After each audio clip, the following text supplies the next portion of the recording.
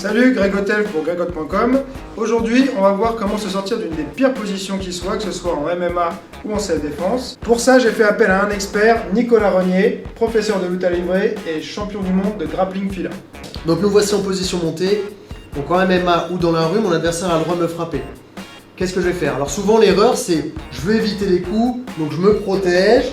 Et après m'en être pris 3-4 dans la tête, je vais donner le dos parce que j'en ai marre et d'ici je vais me faire étrangler salement. Donc qu'est-ce que je vais faire? Ce qu'il faut surtout pas faire, c'est vouloir se protéger parce que je vais perdre du temps. Mes mains elles sont utiles. Donc je vais déjà envoyer son poids vers l'avant pour qu'il veuille mettre ses mains au sol. Donc vas-y, frappe-moi. Pas tout de suite. Je l'envoie. Je vais accompagner son mouvement avec mes mains sur son ventre. L'envoyer vers l'avant. Rentrer mon genou. Et mettre mon pied sur son ventre pour le repousser. À partir d'ici, je vais le pousser. Prendre la clé de cheville.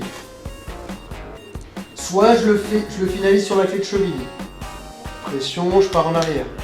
Ou alors mon adversaire ne me tape pas, ou j'arrive pas, j'ai pas assez de force.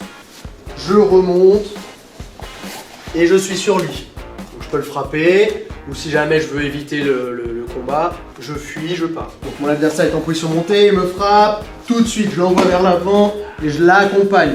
Avec mes mains, je rentre mon genou, pied sur le ventre, ce qui va m'aider à le repousser. Et je ne vais pas le repousser vers le haut, je vais le repousser sur le côté. Je prends tout de suite sa cheville, je joins mes mains en 10 doigts, je ferme les coudes et je pars en arrière. Si mon adversaire ne tape pas, vu qu'il a le dos au sol, je vais en profiter pour remonter.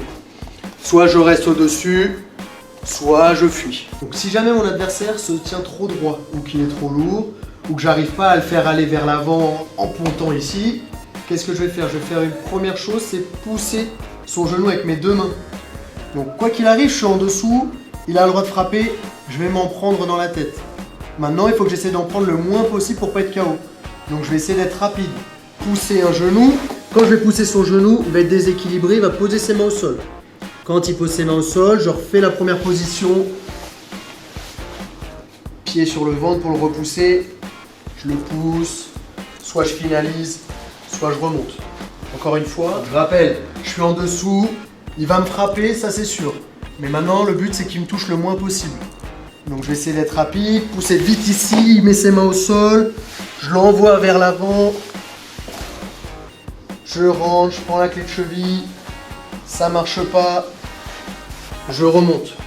Soit je fuis, soit je reste dessus. Si tu veux plus de vidéos de ce genre, tu peux aller voir le site de Nicolas, nrfight.tv, qui propose des cours en ligne. Si tu as aimé cette vidéo, tu as plusieurs manières de me le dire. 1. Cliquer sur j'aime. 2. Me laisser un commentaire. 3. T'abonner à ma chaîne. Et 4. Partager la vidéo. Et comme je dis toujours, celui qui croit savoir n'apprend plus, alors garde l'esprit ouvert. Écoute, tu veux pas qu'on fasse la même chose mais tout nu? Ouais, ça pourrait être pas mal ça. Allez, vas-y, arrête.